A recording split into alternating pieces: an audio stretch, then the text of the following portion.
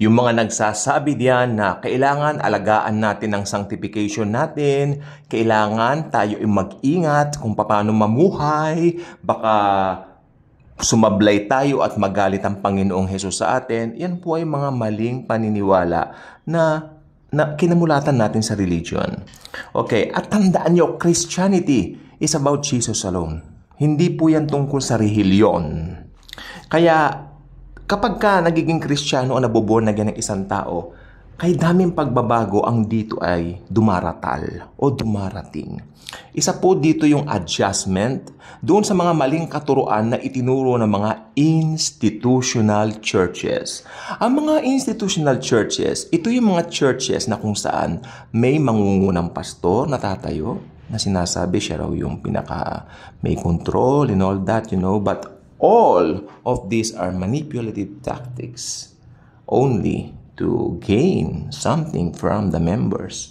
Alam po ba ninyo na because of this idea, many pastors nowadays na kilalang kilala sa buong mundo, ito po ang kanilang strategy.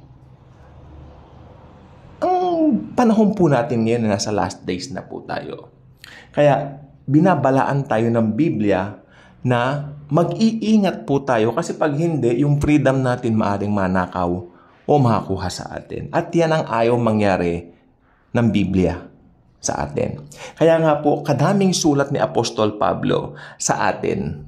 Pero ito po, I believe, the most powerful one kung paano natin titignan yung ating sanctification apart from the law. Unang-una, hindi po tayo mga Hudyo. We are Gentiles. At ang mga sulat ni Apostol Pablo ay exclusive for the Gentile Christians. Okay? So, paano nga ba natin aalagaan ang ating Christian living, ang ating Christian walk? Ops. Huwag mong sasabihin kung paano mo ito pangangalagaan. Nope. Hindi ikaw ang mag-aalaga. Si Jesus pa rin. Tandaan po ninyo, nakailang tawag dito, meron na po tayong mga ilang series dito, I believe, na binigay ko na naligtas tayo, salvation, si Jesus. Ganun din ang ating sanctification. Ito po yung mangyayari sa atin right after salvation.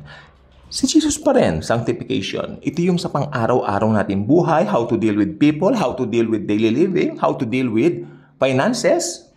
Especially nowadays, how do you handle your finances? Well, si Jesus pa rin po yan. Through His grace. Through the lens of grace. Okay. So, ito po yung ating talata. 2 Timothy. May mga Bibles po kayo. Kailangan po dala rin po ninyo. Open natin. Madali po ngayon. May mga apps na tayo to open it. Sa 2 Timothy chapter 2 verses 1 to 2. Ulitin ko po.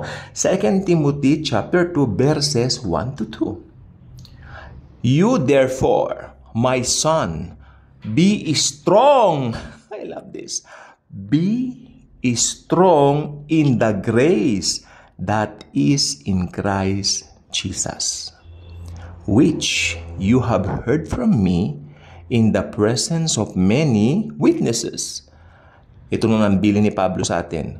Commit to faithful men who will be able to teach others also. So, ayan po ang ginagawa ko po sa inyo.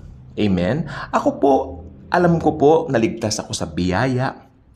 Okay? Ang sanctification ko po ay biyaya. Kaya every time na nagre-record ako rito, naipapasa ko po doon sa mga able to teach others also. Yung mga natutunan nyo rito sa ating pong mga vlogs, able po kayo na ito ay maibahagi. Halimbawa, nagustuhan nyo yung aral, yung turo, ibabahagi naman ito sa ibang mga tao na nakapaligid din sa inyo. Hindi nyo sasakimin. Hindi. Forgive me for that. Hindi nyo, ako lang ang nakakaalam. Hindi. Yung mga natutunan nyo po dito sa akin, through the Word of God, syempre, the Word of Jesus, ibabahagi nyo po ito sa iba. Okay? Kaya, pero ang sikreto po talaga kung paano tayo tatatag sa ating everyday living.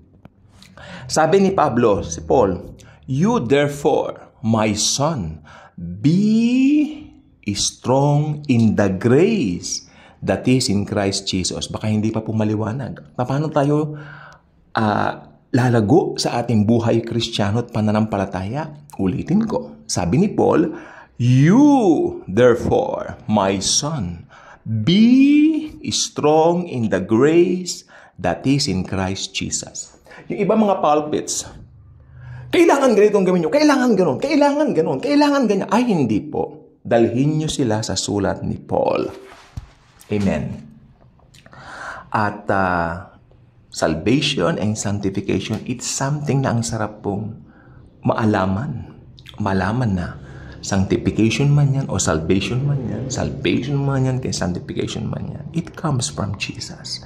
Wala tayong ginawa. Tayo ay purely recipient of His love and His grace. Thank you, and I hope mag-subscribe kayo dito. Share the goodness of Jesus. Tandaan nyo, sabi ni Pablo, ipasa nyo ito doon sa able din. Actually, I believe kung sino man makarinig dito, because of the Spirit of God, because of the Spirit of the Lord Jesus Christ, they will be able also to teach others and to give this message to other people.